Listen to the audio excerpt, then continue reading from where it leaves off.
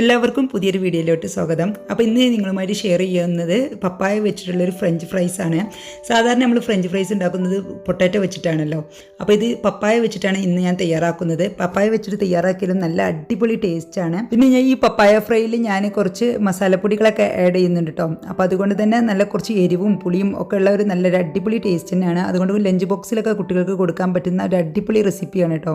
കുട്ടികൾക്കൊക്കെ നല്ല ഇഷ്ടമാവും. പിന്നെ ഇത് പപ്പായ വെച്ചിട്ടാണ് ഇത് തയ്യാറാക്കിയതെന്ന് ആർക്കും മനസ്സിലാവത്തില്ല.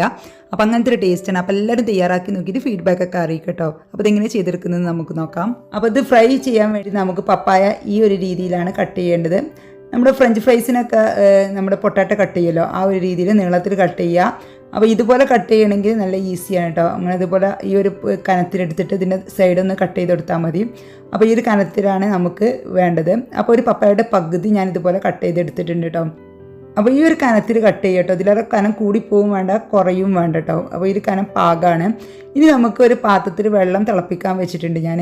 ഇതിലോട്ട് വെള്ളം തിളച്ച് വരുന്ന സമയത്ത് ഇതിലോട്ട് ഒരു 1/2 ടീസ്പൂൺ മഞ്ഞൾപ്പൊടിയും ആവശ്യത്തിനുള്ള ഉപ്പും കൂടി ചേർത്തിട്ട് വെള്ളം നല്ല പോലെ ഒന്ന് വെട്ടി തിളക്കട്ടെ. വെള്ളം നന്നായിട്ട് തിളച്ച് വരുന്ന സമയത്ത് നമ്മൾ കട്ട് ചെയ്ത് വെച്ച പപ്പായ പീസസ് നമുക്ക് ഇതിലോട്ട് ഇട്ട് കൊടുക്കാം. ഇട്ട് കൊടുത്തതിന് ശേഷം ഹൈ ഫ്ലെയിമിൽ തന്നെ വെക്കണം കേട്ടോ. നല്ല ഒരു 3 മിനിറ്റ് ഇതുപോലെ ഒന്ന് തിളച്ചാൽ മതി. അപ്പം തന്നെ നമുക്ക് വെള്ളം സ്റ്റെയിനറിലോട്ട് മറിക്കണം കേട്ടോ. കൂടുതലായിട്ട് വെന്ത് കുഴഞ്ഞു പോകരുത്. ഒരു ഹാഫ് ബോയിലിങ്ങും ആവാൻ പാടില്ല, ഒരു ക്വാർട്ടർ ബോയിലിങ് ആവാൻ പാടുള്ളൂ.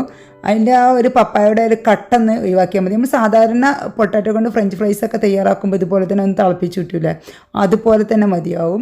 ഒരു 3 മിനിറ്റിന് ശേഷം നമുക്കിത് ഒരു സ്റ്റെയിനറിലോട്ട് മറിച്ചിട്ട് വെള്ളം ഒഴിവാക്കിയിട്ട് ഒരു പാത്രത്തിലോട്ട് ഇട്ട് കൊടുക്കാം. ഇനി നമുക്ക് ഈ ചൂടോട് കൂടി തന്നെ ഇതിലോട്ട് മസാലപ്പൊടികൾ ആഡ് ചെയ്യാം.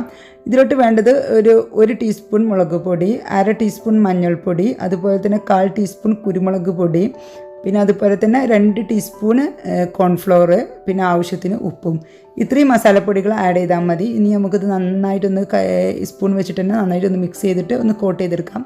ജസ്റ്റ് ഇതുപോലെ തന്നെ സ്പൂൺ വെച്ചിട്ട് ഇതാക്കുമ്പോൾ തന്നെ ഇതിലോട്ട് നല്ലോണം കോട്ടായി വരും. കാരണം ഇതിന് നനവുള്ളത് കൊണ്ട് തന്നെ പെട്ടെന്ന് പിടിക്കും കേട്ടോ മസാലയൊക്കെ. ഇനി നമുക്കിതൊരു 5 മിനിറ്റിന് ശേഷം എണ്ണ ചൂടാക്കിയിട്ട് നമുക്കിതൊന്ന് സാധാരണ ഫ്രഞ്ച് ഫ്രൈസൊക്കെ ഫ്രൈ ചെയ്തെടുക്കുന്ന പോലെ തന്നെ നമുക്ക് ഫ്രൈ ചെയ്തെടുക്കാം. നല്ല തിളച്ച എണ്ണയിലോട്ടിട്ട് മീഡിയം ഫ്ലെയിമിൽ വെച്ചിട്ട് നമുക്ക് ഫ്രൈ ചെയ്തെടുക്കാം. പെട്ടെന്ന് തന്നെ ഫ്രൈ ആയി കിട്ടും കേട്ടോ. കാരണം നമുക്ക് ഇത് വേവിക്കാനൊന്നുമില്ല, കാരണം ഇത് നമ്മൾ ഒന്ന് ബോയിൽ ചെയ്തിട്ട് വേവിച്ചതാണ്. അപ്പോൾ ഇത് പെട്ടെന്ന് തന്നെ ഫ്രൈ ആയി കിട്ടും. ഇത് പെട്ടെന്ന് ചെയ്തെടുക്കാൻ പറ്റുന്ന ഒരു റെസിപ്പിയാണ്. നമുക്ക് രാവിലെ കുട്ടികൾക്കൊക്കെ ലഞ്ച് ബോക്സിലൊക്കെ കൊടുത്തേക്കാൻ പറ്റുന്ന നല്ലൊരു അടിപൊളി റെസിപ്പിയാണ്. സാധാരണ നമ്മൾ ചേന അതുപോലെ തന്നെ പൊട്ടാറ്റോ ഒക്കെ കുട്ടികൾക്ക് ഫ്രൈ ചെയ്ത് കൊടുക്കുമല്ലോ ലഞ്ച് ബോക്സിൽ. അതിന് പകരമായിട്ട് പപ്പായ വിട്ടിട്ടുണ്ടെങ്കിൽ നമുക്കിതുപോലെ പപ്പായ കൊണ്ടിട്ട് ഒരു ഫ്രൈ ചെയ്തെടുക്കാം. നല്ല ഇഷ്ടമാവും. ഏകദേശം പൊട്ടാറ്റോയുടെ അതേ ടേസ്റ്റ് തന്നെയാണ് ഇതിനുള്ളത്. ചില കുട്ടികൾക്ക് തന്നെ മനസ്സിലാവില്ല, ഇത് പപ്പായ ആണോന്ന് തന്നെ മനസ്സിലാവില്ല.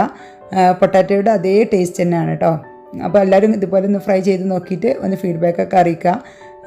പപ്പായ നമ്മുടെ വീട്ടിൽ തന്നെ ഉണ്ടാകുന്ന വെജിറ്റബിൾ ആണല്ലോ. അപ്പോൾ അതിനുകൊണ്ട് രാസവളങ്ങളോ കീടനാശിനികളോ ഒന്നും അടിക്കാത്ത ഒരു വെജിറ്റബിൾ ആയതുകൊണ്ട് തന്നെ നമുക്ക് മക്കൾക്ക് കൊടുക്കാൻ നല്ല സംതൃപ്തിയോട് കൂടി തന്നെ കൊടുക്കാം. അപ്പോൾ എല്ലാവരും ട്രൈ ചെയ്ത് നോക്കിയിട്ട് ഫീഡ്ബാക്കൊക്കെ അറിയിക്കുക. ഇഷ്ടമായ ഫ്രണ്ട്സ് ആൻഡ് ഫാമിലിക്ക് വേണ്ടിയിട്ട് ഷെയർ ചെയ്ത് കൊടുക്കുക. ചാനൽ ഇഷ്ടമാകുന്നുണ്ടെങ്കിൽ ഒന്ന് ലൈക്ക് ചെയ്തിട്ട് ഒന്ന് സബ്സ്ക്രൈബ് ചെയ്തിട്ട് സപ്പോർട്ടും ചെയ്യട്ടോ. അപ്പോൾ എല്ലാവർക്കും നന്ദി, നമസ്കാരം, അസ്സലാമു അലൈക്കും.